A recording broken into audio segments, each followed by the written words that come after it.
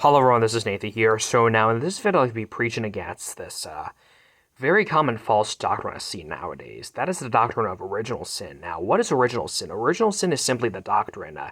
It's a Catholic and Calvinist doctrine that teaches that because of Adam's sin, all humans are automatically considered sinners in the eyes of God. They teach that, in other words, even babies and young children are guilty sinners who deserve to go to hell because of Adam's sin. They teach that this doctrine of inherited sin because Adam's sin was passed down towards us, and because Adam's sin, we are all considered sinner because we are his descendants. Now, this doctrine of inherited sin, original sin, is a blatant lie. It's a heresy according to the Bible. And part of its popularity can be explained by modern Bible translations, such as the NLT and the NIV, both of which are heavily Calvinist-leaning because they use the words like sovereign, and most of all, they pervert verses such as Romans chapter 13 and Ephesians chapter 2, verse 8 and 9, and of course Psalm chapter 51, verse 5, which is their proof text for original sin. Now, in the King James Bible, Psalm 51, verse 5 reads, "Behold, I was shapen in iniquity, and in sin did my mother conceive me." Those are the words of King David. However, in the NIV and the NLT, they say, "Surely I was sinful at birth. I was sinful at the time my mother conceived me," or something along those lines. The NIV and the NLT, they have perverted Psalm chapter 51, verse 5, just to promote this false doctrine of original sin, the false idea that babies and young children are just sinful from conception and sinful from birth, even though Romans chapter 9, verse 11 has outright said that babies and young children are incapable of sinning, cannot commit good nor evil. And ironically, Romans 9 is one of the most famous, the proof text for Calvinism, despite the fact that verse 11 literally takes down one of Calvinism's most crucial doctrines, the doctrine of original sin. And this is why nowadays we have these Calvinist preachers like S. Michael Houseman and God Questions Ministries. They've preached repeatedly that, we cannot be 100% sure that babies and young children go to heaven when they die because the Bible doesn't say so. Well, never mind that in 2 Samuel chapter 12, verse 23, it's pretty clear that David's child, which he conceived with Bathsheba in their adulterous affair, he went to heaven when he died after God's curse. And of course, in Job chapter 3, verses 11 through 14, Job wishes that he had died while he was in the womb, and he said that, and it's implied in verse 13 and 14 that if he died while he was in the womb, he'd be going to heaven, right? He'd be living in peace. And this whole idea of original sin is rooted in Catholicism, and it's causing so much confusion. It's causing so many people to think that babies and young children who die end up going to hell.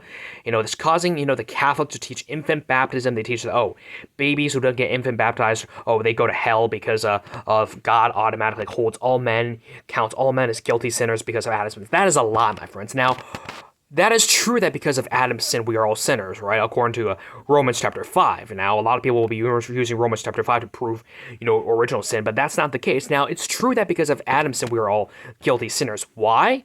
Not because God holds Adam's sin against us, but because that we as humans have the sinful nature, or what the Bible calls the flesh. The King James Bible in Romans chapter 7, 8, and Galatians 5 uses the words, the flesh or the carnal mind. That's why we're all sinners, right? I mean, Paul laments himself that he himself is carnal in Romans chapter 7. And same thing with Galatians chapter 5. And that's, even as Christians, we continue to have the sinful nature. That's why we continue to sin all the time, right? And so, the roots of this popularity, this false doctrine, can be explained nowadays by the extreme popularity of Calvinism with preachers like John MacArthur, John Piper, S. Michael Houseman. Like, if you search any Bible question, S. Michael Houseman's website, God Questions Ministries, or GodQuestions.org, just pops up. And they preach a load of false doctrine. And it can also be explained that by the presence of these modern Bible versions. Now, I don't want to get too much into detail about why we should use the King James Bible and not these modern versions, but the bottom line is this, though. All these modern Bible versions are based on the Westcott and Hort Greek Bible of 1881, which was translated and created through two Bible manuscripts, the Codex Vaticanus and the Codex Sinaiticus. And Codex Vaticanus, what does that remind you of? The reason why Codex Vaticanus has its name is because since the 15th century, it's been in the library of the Holy See in the Vatican And not to mention that the Codex Vaticanus and the Codex Sinaiticus, they contradict each other several times in the Gospels alone. And these two manuscripts, they ultimately come from Alexandria, Egypt. And now, of course, the Bible speaks very negatively about Egypt or Alexandria throughout the book of Acts, throughout the Bible in general. And so why is it that we must use the King James Bible? Now, in short, the King James Bible was translated off of the Textus Receptus, which represents the vast majority of Bible manuscripts available, about 95% of them. And this is known as the majority text, or the Byzantine text, or the Antiochian text. And these manuscripts, these manuscripts are largely in agreement with each other, except with small issues like punctuation, grammar errors, and spelling.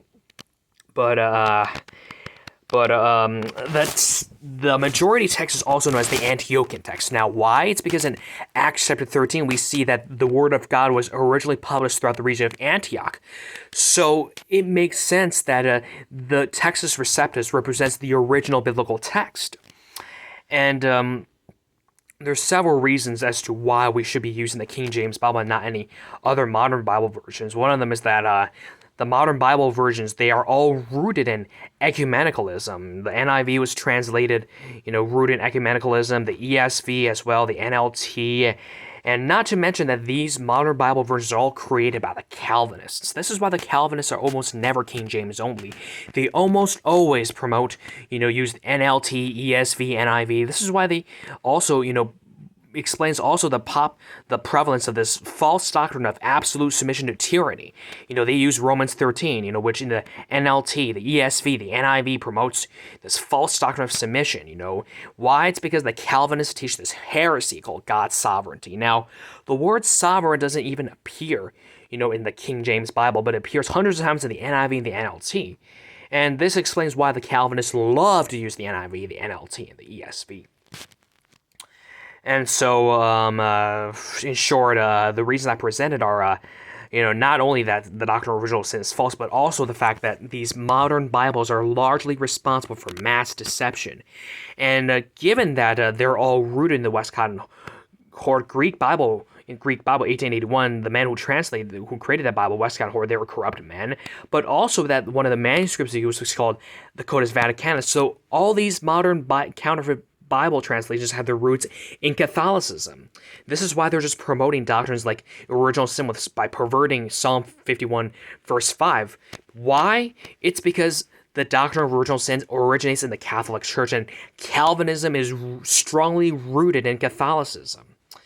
And so I hope this video, was brief. This video has been brief, and I hope this, was helpful in teaching you about the truth. And any questions, don't hesitate to leave any comments. Feel free to comment, and God bless you and have a good day.